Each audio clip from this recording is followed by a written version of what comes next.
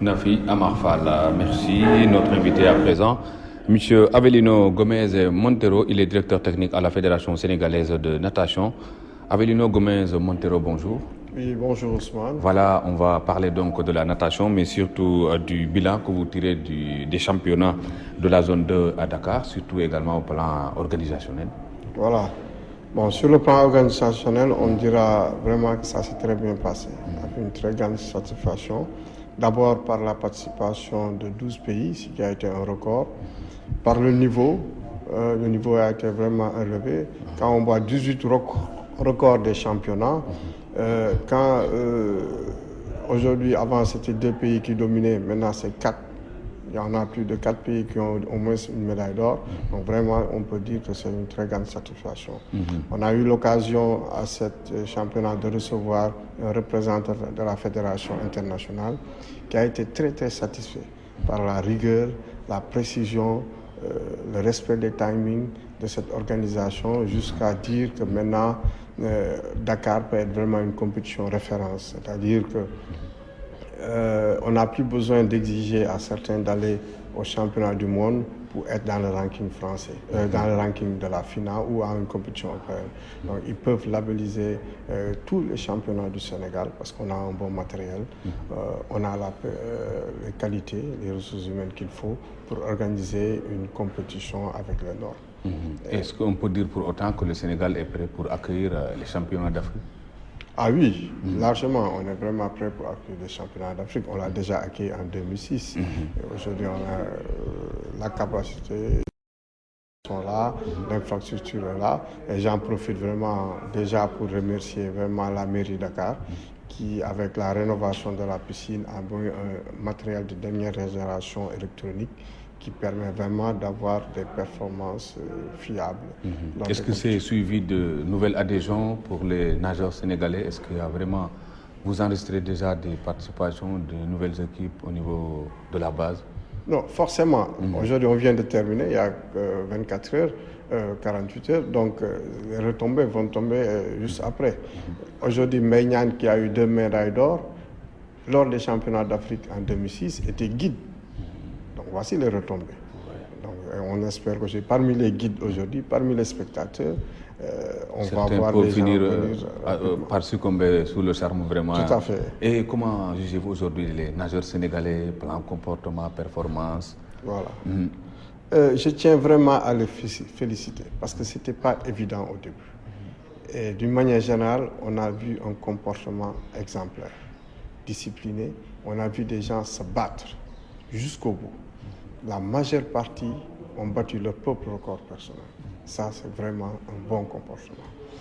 Et comme on l'attendait, chez les filles, on n'a pas dominé, mais on a eu des belles performances quand même, avec Jeanne Boudbien qui part de 3 secondes son record. Donc ça, c'est très bien. Chez les garçons, on a dominé.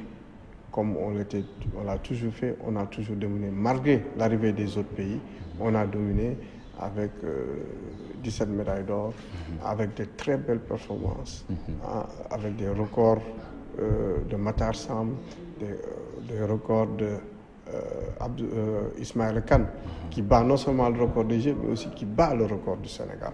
Donc vraiment, ils se sont vraiment bien comportés dans l'ensemble. Qu'est-ce qui manque alors à nos nageurs pour qu'ils puissent vraiment national? Bon, ça c'est tout un environnement qui manque, c'est la politique de notre État d'une manière générale, c'est les moyens qu'il faut mettre.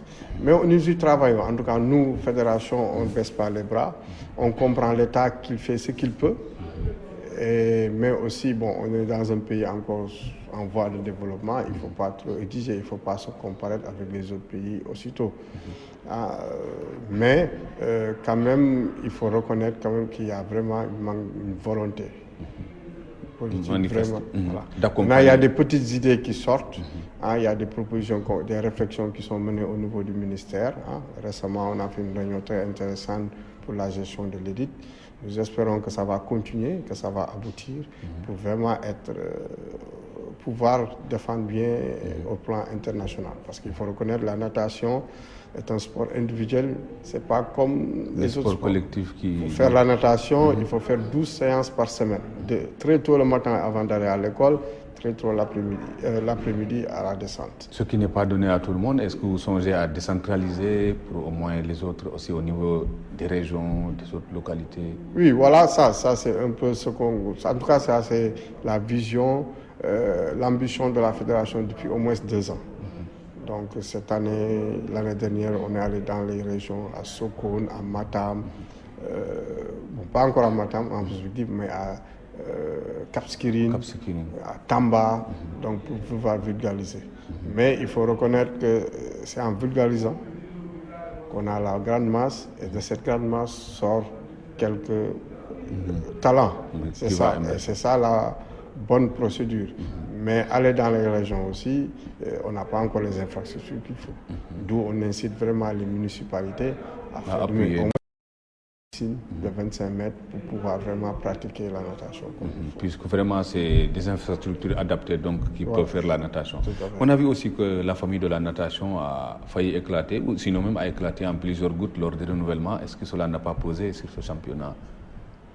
Éclater, je dirais non. Je pense qu'il est normal que tout un chacun ait l'ambition de diriger ou bien d'amener la natation d'une autre façon, de la gérer d'une autre façon.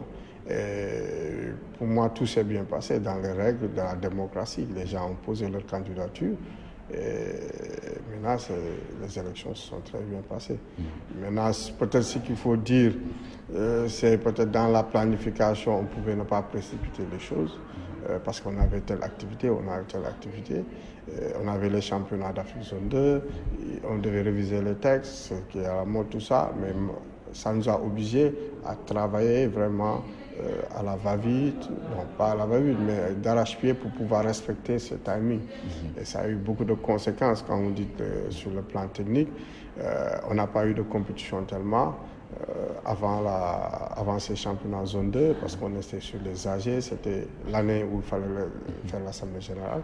Le premier souhait était de pousser ça jusqu'en décembre, mais bon, la tendance ne voulait pas tellement, donc on était obligé de respecter avec l'accord du ministère. Et c'est là où on va remercier un peu les techniciens. Parce que comme on a su qu'il n'y avait pas de compétition, on a pu regrouper les gosses 2 mois à l'avance.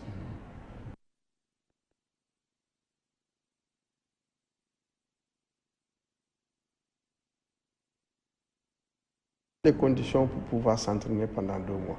Mais n'empêche, on a commencé depuis avril à travailler. On était 15 nageurs, il n'y a eu que 3 exportés. Donc tous les autres, c'est des locaux. C'est des locaux. Donc on a travaillé avec eux depuis 2 mois et vraiment je félicite les gosses pour l'effort qu'ils ont fait pour être réguliers. L'encadrement technique, notamment l'entraîneur national Biran, le préparateur physique Tcherno, l'intendant Messiré, l'entraîneur adjoint Amadba. Est-ce qu'il y a des démarches qui ont été entamées pour au moins corriger ces impairs à l'avenir? Réunir la famille d'une manière générale pour au moins qu'on puisse avoir un bon calendrier qui va permettre quand même une bonne préparation. Non, la famille n'est pas dispersée, je pense bien. Un des candidats est membre d'honneur, donc je ne pense pas qu'il y ait... Cette division qui peut... Il n'y a pas une division. Je pense qu'aujourd'hui, il est logique, comme je l'ai dit, que les gens se postulent au moment de postuler. Après, il faut travailler. Donc, certains ne se tiennent pas à l'écart ou ne sont pas tenus à l'écart. Bon, je ne le sens pas très mal. Bon, on verra parce que ça fait que 2 mois qu'on a renouvelé le bureau. Renouveler le bureau. Voilà. Avec tout ça, comment dessinez-vous ou redessinez-vous les perspectives du Sénégal? Très belle. Très belle. Comme je l'ai dit tout à l'heure, il y a une des ambitions, des visions de la FINA qui était là et qui est en train de finaliser un projet très intéressant. D'accord. Pour faire un centre à Dakar à l'image du CID. Il était là, il en a profité pour rencontrer les pays de la zone 2. Et c'est dans le canal vraiment un bon tuyau pour pouvoir... Voilà, ça c'est vraiment un bon jeu. Et aussi, on avait des partenaires avec le rugby, faire apprendre 1000 gosses à nager. C'est un projet qui a été encore renouvelé. Donc on va aller dans les régions, on ira à Saint-Louis, apprendre des gosses à nager, à bas âge, pour sauver des vies. C'est le slogan. Donc vraiment, ça promet. Ça promet. Et on a notre piscine qui est bien rénovée dans la mairie de Dakar. Donc on espère qu'il n'y aura pas de rupture parce qu'on a eu rupture avant qu'on ne revienne encore. Voilà, d'accord. Avelino Gomez Montero, je vous remercie. Je rappelle que vous êtes directeur technique à la Fédération sénégalaise de natation.